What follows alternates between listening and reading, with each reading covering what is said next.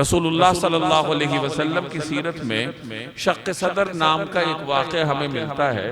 اب یہ شق صدر کیا تھا؟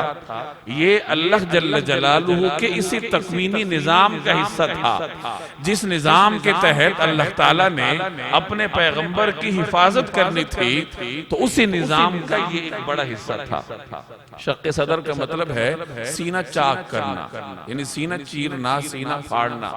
روایات میں آتا ہے کہ رسول اللہ صلی اللہ علیہ وسلم جب حضرت حلیمہ سعدیہ کے ہاں تھے، اپنی رضاعت کے زمانے سے گزر رہے تھے، آپ صلی اللہ علیہ وسلم کا بچپن تھا، غالباً 4 سال کی عمر تھی۔ تو ایک مرتبہ آپ صلی اللہ علیہ وسلم اپنے رضاعی بہن بھائیوں کے ساتھ جنگل گئے ہوئے تھے، تو اللہ تعالیٰ کے حکم سے حضرت جبریل اور حضرت میکائیل حاضر ہوئے، تو انہوں نے رسول اللہ صلی اللہ علیہ وسلم کو لٹایا اور آپ صلی اللہ علیہ وسلم کا سینہ چاک کیا۔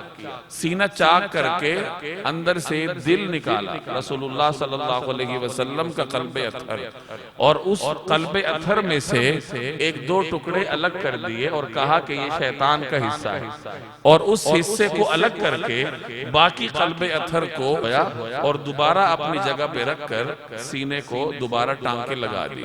اور روایات میں آتا ہے کہ صحابہ کرام بعد میں ان ٹانکوں کے نشانات ملاحظہ کیا کرتے تھے، یعنی آپ صلی اللہ علیہ وسلم کی سینہ مبارک پر شق صدر کے آثار موجود تھے۔ تو یہ پہلا شق صدر ہوا آپ صلی اللہ علیہ وسلم کا۔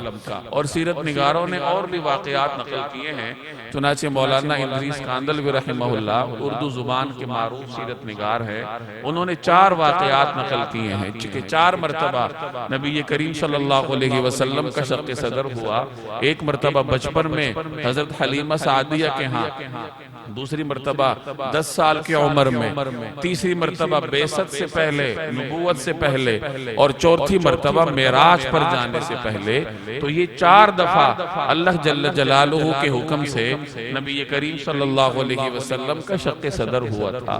یہ شق صدر جناب رسول اللہ صلی اللہ علیہ وسلم کے حفاظت پر مشتمل تکوینی نظام کا حصہ تھا۔ جیسے میں نے عرض کیا کہ اللہ کے ہاں ایک خودکار تکوینی نظام ہوا کرتا ہے جس کے تحت وہ اپنے پیغمبروں کو محفوظ رکھتا ہے۔ نبوت سے پہلے بھی کوئی ایسی سرگرمی پیغمبر سے سرزد نہیں ہونے پاتی جو اس کی شان نبوت کے منافی ہو۔